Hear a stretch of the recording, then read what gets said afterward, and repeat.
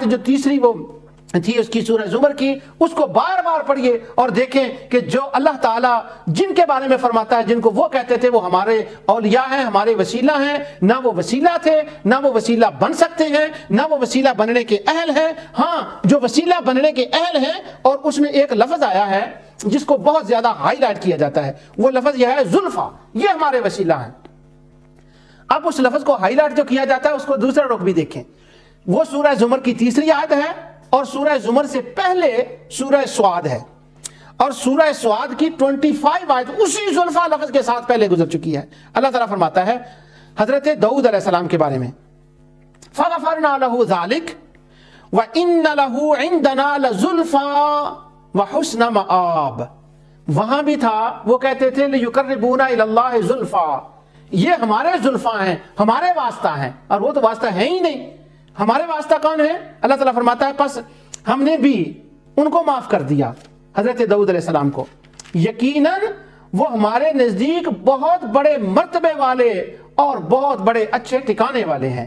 وَإِنَّ لَهُ عِنْدَنَا لَزُلْفَىٰ، وہ ہمارے نزدیک زلفا ہیں، یعنی مسلمانوں کا زلفا کون ہے؟ داؤد علیہ السلام، سلیمان علیہ السلام، نبی کریم صلی اللہ علیہ وسلم۔ وہ ایک جگہ لفظ زلفا کو دیکھ لیا تو بس ایک ہی آیت کو پکڑ پر، نہ ہم نے زلفا کو نہیں ماننا، کیونکہ وہ مشرکوں کے زلفا تھے، وہ اللہ کے بندوں ان کے زلفا اور تھے، ہمارے زلفا اور ہیں۔ وَإِنَّ لَهُ عِنْدَنَا لَزُلْفَىٰ، اور وہ زلفا کیا ہے؟ یا داؤد اِنَّا جَعَلْنَاكَ خَلِيفَةً فِي الْأَرْضِ، یہ 25 آیت کے بعد 26ویں آیت ہے، اے داؤد ہم نے تمہیں زمین میں خلیفہ بنا دیا۔ اب وہ زلفا کون ہے؟ وہ خدا کے خلیفہ جو ہیں، وہ کائنات میں زمین کے اوپر زلفا ہیں۔ کن کے زلفا ہیں؟ وہ ایمان والوں کے زلفا ہیں۔ تو ہمارے زلفا جو ہیں وہ یہ ہیں جن کو ہم زلفا مانتے ہیں اللہ تعالیٰ کی توفیق سے۔ تو میں نے ایک جملہ عرض کیا تھا، اس کی تشریح جو ہے وہ میں ضرور چاہتا ہوں کہ میں اس کی وضاحت کر دوں، تھوڑا سا ٹائم جو ہے وہ مجھے الاؤ کر رہا ہے۔ وہ یہ ہے، میں نے کہا کہ اولیاء اللہ کی بشارتوں کا معنی یہ ہے کہ وہ اس جہان میں بیٹھ کر اس جہان کو دیکھ سکتے ہیں، ان کی نگاہیں بہت تیز ہوتی ہیں۔ ہمارے حواس خمسہ ہیں، کان سننے والے ہیں، آنکھیں دیکھنے والی ہیں، زبان بولنے والی ہے، مگر اولیاء اللہ جو ہمارے اولیاء اللہ ہیں، جو ہمارے زلفا ہیں، جو ہمارے واسطہ ہیں، ان کے کیا کمال ہے؟ ان کی آنکھیں کان ہم جیسے نہیں ہیں۔ ایک لمبا طویل قصہ ہے جس کو قرآن کریم میں متعدد جگہ پر اللہ تعالیٰ نے بیان فرمایا، میں اس کو سمرائز کر کے چھوٹا کر کے آپ کے سامنے بیان کرتا ہوں۔ وہ مشہور قصہ ہے، آپ نے اس کو بارہا پڑھا اور سنا ہے، لیکن وہ جو میں نے جملہ بولا تھا نا، اس جہان میں بیٹھ کر اس جہاں کو دیکھ لیتے ہیں اولیاء اللہ، یہ ہمارے زلفا ہیں، یہ ہمارے وسیلہ ہیں، اس کو ہائی لائٹ کرنا چاہتا ہوں۔ یہ سورہ طٰہٰ سے میں اس کو پڑھنے لگا ہوں، پوری سورہ طٰہٰ کم و بیش آخری 2 رکوعوں کے سوا اسی حضرت سیدنا موسیٰ علیہ السلام کے قصے میں چلتی ہے۔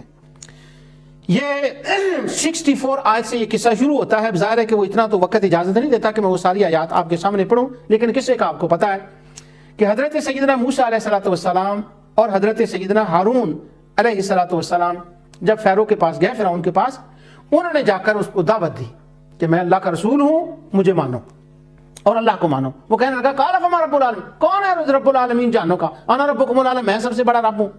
جب یہ بحث چلی تو نعوذ باللہ من ذالک، جب اس نے کہا میں سب سے بڑا رب ہوں اور دوسری بکواسات کی، تو آگے بحث آگے چلی تو وہ کہنے لگا کہ میں تمہارا جادوگروں سے مقابلہ کراؤں گا۔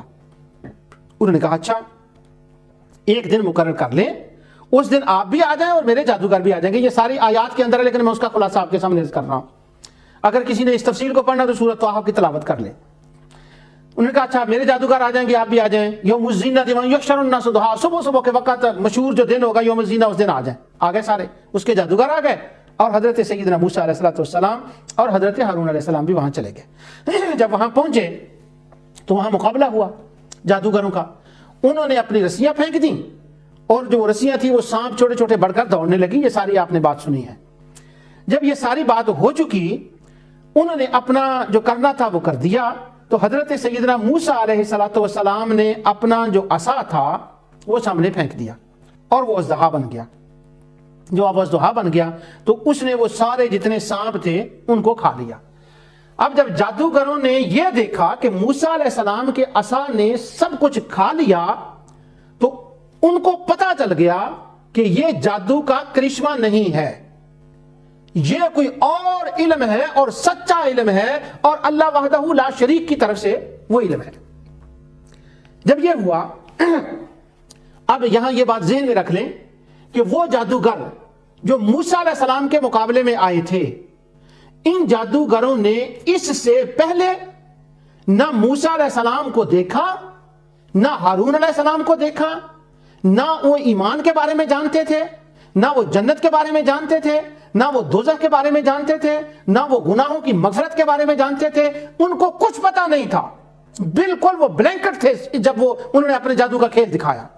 اب جب انہوں نے دیکھا تو کیا ہوا کہ وہ کہنے لگے، اللہ تعالیٰ فرماتا ہے کہ فَأُلْقِيَ السَّحَرَةُ سُجَّدًا قَالُوا آمَنَّا بِرَبِّ هَارُونَ وَمُوسَىٰ، پس وہ سارے جادوگر سجدے میں گر گئے اور پھر انہوں نے کہا قَالُوا آمَنَّا بِرَبِّ هَارُونَ وَمُوسَىٰ، ہم اس رب پر ایمان لائے جو موسیٰ کا رب ہے، جو ہارون کا رب ہے۔ اب موسیٰ کا ذکر انہوں نے کیا اور ہارون کا ذکر کیا تو معنی یہ نکلا کہ وہ رب العزت پر ایمان تو لائے، مگر موسیٰ اور ہارون کے وسیلے اور ذریعے سے اور واسطے سے وہ اللہ پر ایمان لائے۔ جب وہ ایمان لے آئے، جادوگر نے اعلان کر دیا قال آمنتم له قبل ان آذن لكم انه لكبيركم الذي علمكم السحر فلأقطعن أيديكم وأرجلكم من خلاف ولأصلبنكم في جذوع النخل ولتعلمن أينا أشد عذابا وأبقى۔ فرعون کہنے لگا تم اس پر ایمان لے آئے ہو قبل اس کے کہ میں تمہیں اجازت دوں، بے شک وہ بھی تمہارا بڑا مددگار ہے، تمہارا استاد ہے جس نے تم کو جادو سکھایا، بس اب میں ضرور تمہارے ہاتھ اور تمہارے پاؤں الٹی سمتوں سے کاٹوں گا اور تمہیں ضرور کھجور کے تنوں میں سولی چڑھا دوں گا، اور تم ضرور جان لو گے کہ ہم میں سے کون عذاب دینے میں زیادہ سخت اور زیادہ مدت تک باقی رہنے والا ہے۔ اچھا، یہ فرعون نے ان کو دھمکی دے دی، میں تمہیں یہ کر دوں گا۔ اب وہ آگے سے بول رہے کہتے ہیں قالوا لن نؤثرك على ما جاءنا بالبينات والذي فطرنا فاقض ما انت قاض انما تقضي هذه الحياة الدنيا۔ وہ جو مسلمان ابھی ہوئے ہیں لیکن موسیٰ علیہ السلام کے صحابی بن گئے، حضرت ہارون کے صحابی بن گئے، وہ کہنے لگے ہم تمہیں ہرگز ان واضح دلائل پر ترجیح نہیں دیں گے جو ہمارے پاس آ چکے ہیں۔ وہ کہنے لگے جو ہمارے پاس نشانیاں آ گئی ہیں، ہم ان کو دیکھنے کے بعد تمہاری باتوں کی ہمیں کوئی پرواہ نہیں ہے، جا تو کر لا جو تو نے کرنا ہے، فقد ما انت قاض۔ پھر وہ کہنے لگے انا آمنا بربنا لیغفر لنا خطایانا وما کرہتنا علیہ من السحر واللہ خیر وابقی، بے شک ہم اپنے رب پر ایمان لائے تاکہ وہ ہماری خطائیں بخش دے اور اسے بھی جس جادوگری پر تو نے ہمیں مجبور کیا تھا، اور اللہ ہی بہتر ہے اور ہمیشہ باقی رہنے والا۔ تو کہنے لگے جو ہم جادو کرتے رہے وہ بھی اللہ ہمیں معاف کر دے، اور جو تیرے کہنے پہ ہم نے کام کیا ہے ہم اللہ سے اس کی بھی معافی مانگتے ہیں۔ اب آگے انٹرسٹنگ بات ہے، وہ جو میں پہلے جملہ کہہ رہا تھا جس کی میں تشریح کر رہا ہوں۔ اللہ تعالیٰ فرماتے ہیں 74 آیت، انہ من یأت ربہ مجرما فإن له جہنم لا يموت فیہا ولا یحیا، بے شک جو شخص اپنے رب کے پاس مجرم بن کر آئے گا تو بے شک اس کے لیے جہنم ہے، اور وہ یعنی ایسا عذاب ہے کہ نہ وہ اس میں مرے گا اور نہ زندہ رہے گا۔